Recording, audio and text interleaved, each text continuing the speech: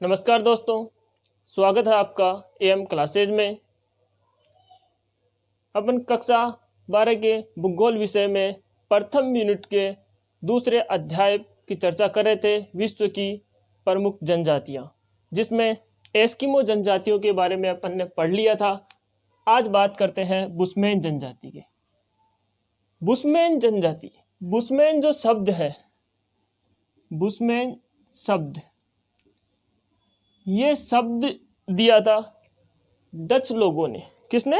Dutch लोगों ने ये दिया था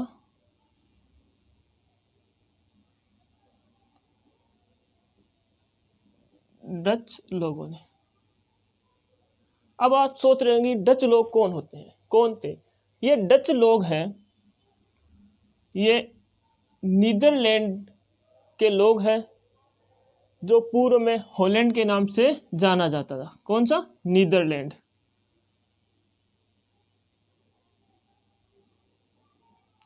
तो इनको क्या बोलते थे? डच।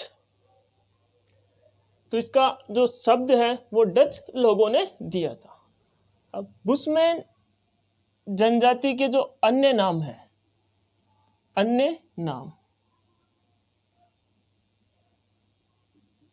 यानी बुशमैन जो जनजाति है इसको अन्य नामों से जाना जाता है। जो अन्य नाम है सोन,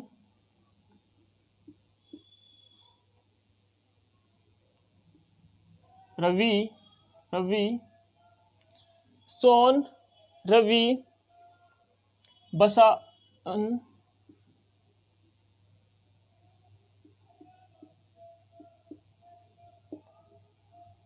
बसार, वाह, ये इनके अन्य नाम है। यानी बुशमैन जनजाति को अन्य नामों से जाना जाता है, जो है सोन, रवि, बसारुआ, ये इनके अन्य नाम है। ये अफ्रीका महाद्वीप में लगभग 20,000 वर्षों से वहां पर फैली हुई है। इसके बाद हम चर्चा करते हैं, इसके अंदर जो इसकी जो जनसंख्या है, यानी एस्किमो की अपन ने जनसंख्या पढ़ी थी, वो जनसंख्या 10 लाख थी, और इसकी जो जनसंख्या है वो 10,000 है। इनकी जो जनसंख्या है वो 10,000 है। बुशमैन के बारे में अपन पढ़ते हैं। बुशमैन की जो शारीरिक व्यवस्था है, वो शारीरिक है बनावट, वो कैसी है, यानी बाहर से वो कैसे दिखाई देते हैं। तो इसी तरह अपन ने एस्किमो के बारे में पढ़े, तो उसी प्रकार हम बुशमैन के बारे में पढ़ेंगे। तो इसकी शारीरिक बनावट है, यानी बाहर से वो कैसे दिखते हैं, वो है जो शारीरिक इनकी विशेषता है उसकी अपन चर्चा करते हैं। तो शारीरिक विशेषता है इनकी, यानी ये निग्रिटो प्रजाति से, यानी ये निग्रिटो जो प्रजाति है उससे समानता रखते हैं। कौन सी प्रजाति? निग्रिटो प्रजाति।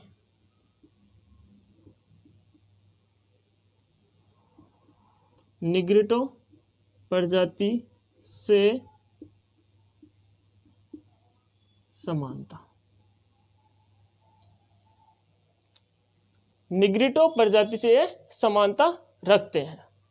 नेक्स्ट इसकी शारीरिक विशेषता है, इनका जो कद होता है वो कैसा होता है? नाट्य कद के होते हैं।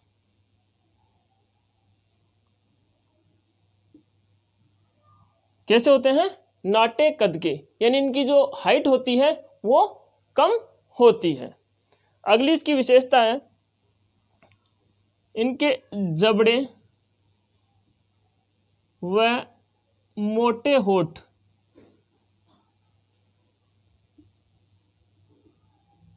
वो बाहर नहीं निकले होते हैं।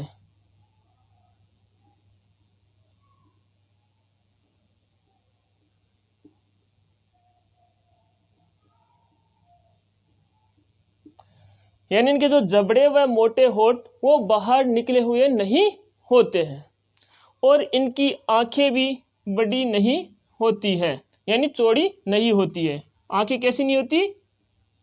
चौड़ी नहीं होती।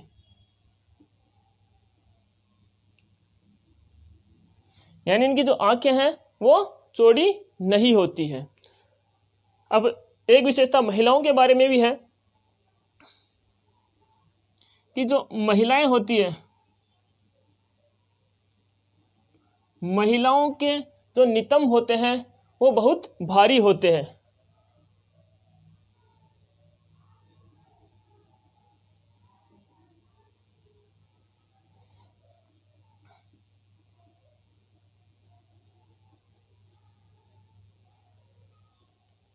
महिलाओं के नितंब बहुत भारी होते हैं।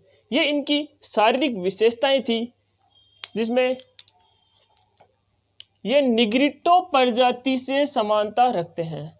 क्योंकि अपन ने पिछली क्लास थी उसमें जो मानव की प्रजाति है उसका अध्ययन किया था, जिसमें बुशमैन जो जनजाति थी वो मंगोलाइड से संबंधित थी, और जो एस्किमो जो जनजाति थी वो मंगोलाइड से संबंधित थी, और जो बुशमैन जनजाति है वो निग्रिटो से संबंधित है।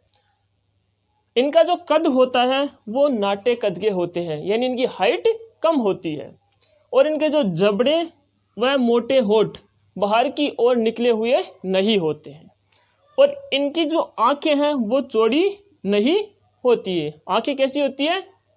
कम चौड़ाई वाली, यानी ज़्यादा चौड़ी नहीं होती है। और महिलाओं के जो नितंब है वो बहुत भारी होते हैं। महिलाओं के जो नितंब का मतलब जो कमर के नीचे का जो पार्ट है वो इनका बहुत भारी होता है। तो अब नेक्स्ट अपन बुशमैन में चर्चा करते हैं इनके निवास स्थान की। निवास स्थान यानी ये विश्व में कहाँ कहाँ पर स्थित है। तो निवास स्थान यानी निवास क्षेत्र की अपन बात करते हैं, कहाँ कहाँ ये विश्व में फैले हुए हैं। तो ये अफ्रीका जो महाद्वीप है, कहाँ पे? अफ्रीका महाद्वीप। जो बुशमैन है वो अफ्रीका महाद्वीप में, अफ्रीका महाद्वीप में 18 डिग्री दक्षिण अक्षांश से 24 डिग्री दक्षिण अक्षांश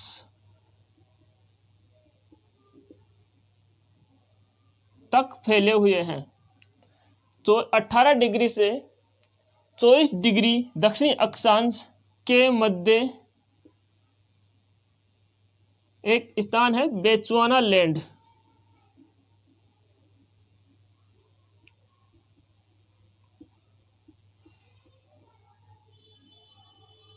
बेचुआना लैंड में ये निवास करते हैं, यानी ये स्थित है अफ्रीका महाद्वीप के 18 डिग्री दक्षिणी अक्षांश से 24 डिग्री दक्षिणी अक्षांश के मध्य। यानी बात करें दक्षिणी गोलार्ध के अंदर जो 18 डिग्री से 24 डिग्री दक्षिणी अक्षांश के मध्य, कहाँ पर? बेचुआना लैंड में, यहाँ पर ये निवास करते हैं। अगली जो इसकी विशेषता है, ये जो कालाहारी जो मरुस्थल है, कालाहारी मरुस्थल में निवास करते हैं, यानी जो अफ्रीका में है। कालाहारी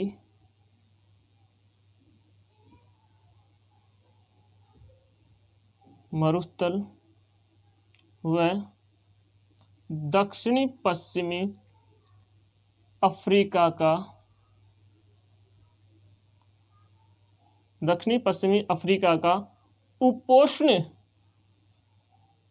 उपोष्ण घास के मैदान,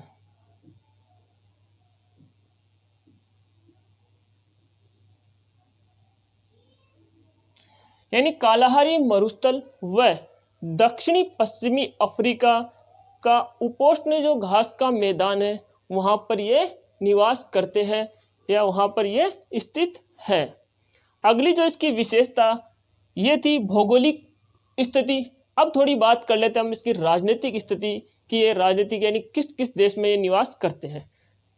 तो इनके जो देश हैं, यानी कौन से ये देश में निवास करते हैं, तो इसमें दक्षिण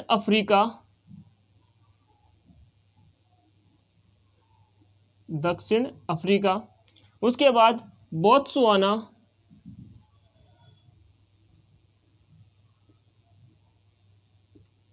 बोत्सवाना के बाद नामीबिया,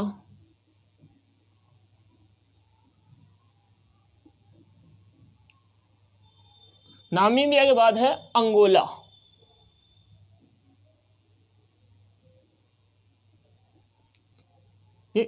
इन देशों में ये निवास करते हैं।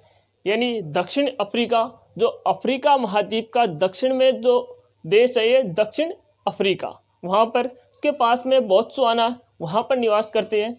बोत्सवाना और नामीबिया और अंगोला, इन देशों में ये निवास करते हैं। एक बार दोबारा इसको देखते हैं।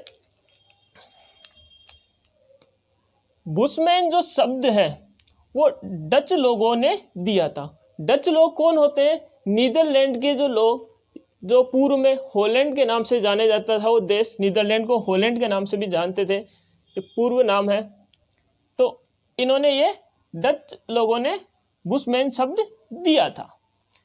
बुशमैन का जो अन्य नाम है, यानी इसके उपनाम है, किस किस नामों से ये जाने जाते हैं, तो वो है शॉन,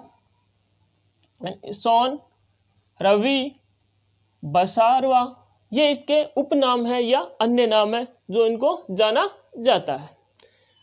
इनकी जो जनसंख्या होती है, जनसंख्या है वो है 10,000, यानी इनकी जो जनसंख्या है वो 10,000 ही है। इसके बाद इनकी जो शारीरिक विशेषताएं हैं,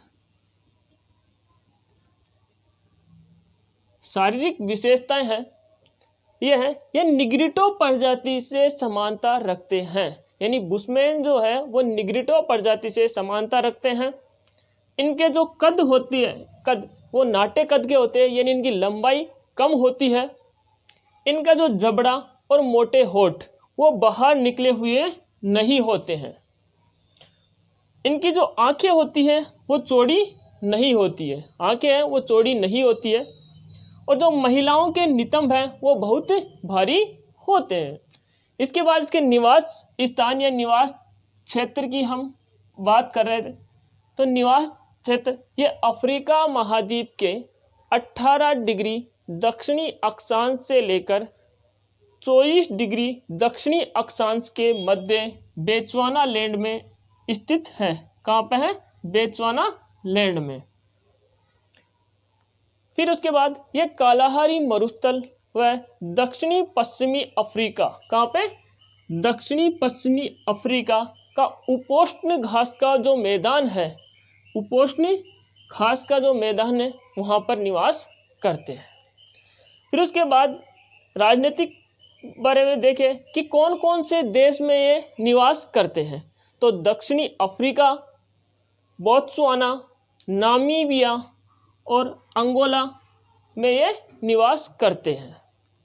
तो यहाँ पर आ रहा है कालाहारी मरुस्थल, क्योंकि बुशमैन जनजाति अपन पढ़ते आए हैं कि बुशमैन जनजाति वो कालाहारी मरुस्थल में निवास करती है। तो कालाहारी मरुस्थल भी एक क्वेश्चन है कि कालाहारी मरुस्थल क्या है, उसमें क्या क्या विशेषता है, तो उसकी चर्चा हम करते हैं। कालाहारी मरुस्थल की विशेषता है, जिसमें धरातल की अपन बात करें तो जो धरातल है वो वहाँ का ऊबड़ खाबड़ होता है। धरातल है जो ऊबड़ खाबड़ या ऊंचा नीचा पाया जाता है। ऊबड़ खाबड़ होता है तो यहाँ पर ऊंचा नीचा ये पाया जाता है। तो जलवायु होती है वहाँ की, जो जलवायु है वो कैसी है?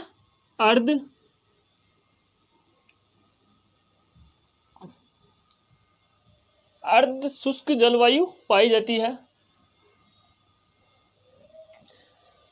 यहाँ की जो जलवायु है वो अर्ध उष्ण जलवायु पाई जाती है। अर्ध उष्ण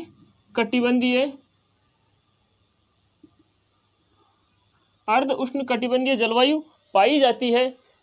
वहाँ की औसत जो वर्षा है, औसत वर्षा 25 सेंटीमीटर से कम पाई जाती है, यानी 25 सेंटीमीटर से कम पाई जाती है। यानी यहाँ की जो औसत वर्षा है वो 25 सेंटीमीटर से कम पाई जाती है।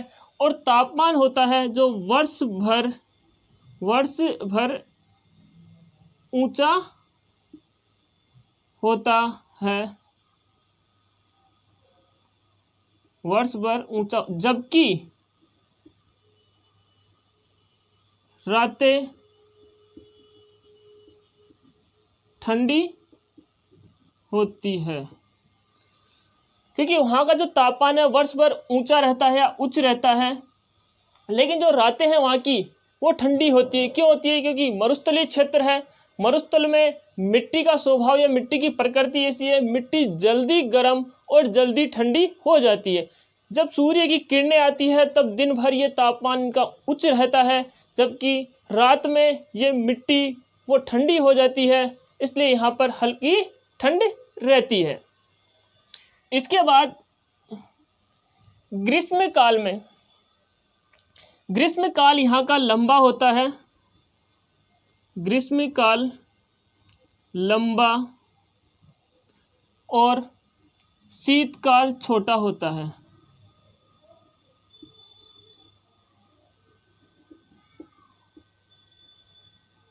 जो ग्रीष्म काल है वो लंबा होता है और शीतकाल है वो छोटा होता है।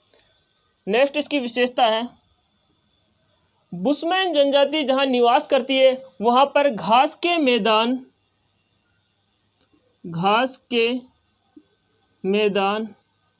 व कंटीली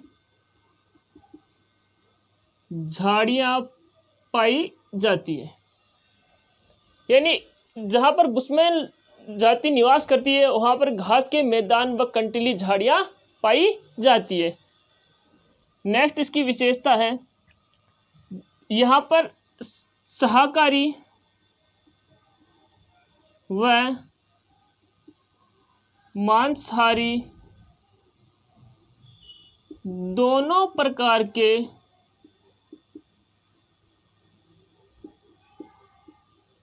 पशु हैं। यानी यहाँ पर शाकाहारी और मांसाहारी दोनों प्रकार के पशु हैं। इसके बाद नेक्स्ट इसकी विशेषता है वो है, यहाँ पर बुशमैन जाति के लिए मानव और पशुओं को दोनों की जलापूर्ति के लिए एक तरबूज होता है। वहाँ पर क्या होता है? जिसको बोलते हैं तमाया। क्या बोलते हैं? तमाया। यानी तरबूज जो इनकी जल की आपूर्ति करता है, जिसको बोलते हैं तमाया। इसके बाद नेक्स्ट इसकी विशेषता, यहाँ पर इस क्षेत्र में एक राष्ट्रीय उद्यान पाया जाता है जिसका नाम है एटोसा। क्या नाम है? एटोसा। एटोसा राष्ट्रीय उद्यान, ये बहुत प्रसिद्ध राष्ट्रीय उद्यान है वहाँ का। क्या नाम है इसका? एटोसा राष्ट्रीय उद्यान। उसके बाद नेक्स्ट इसकी विशेषता है, यहाँ पर कई प्रकार के पशु पाए जाते हैं, जिसके अंदर कई प्रकार की हिरण पाई जाती है, बड़े कोदू,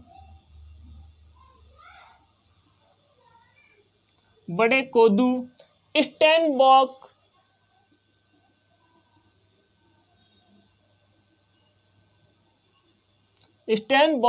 जेब्रा, ये यहाँ के मरुस्थलीय पशु है।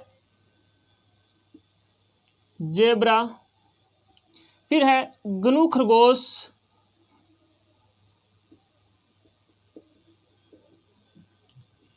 शुतुरमुर्ग,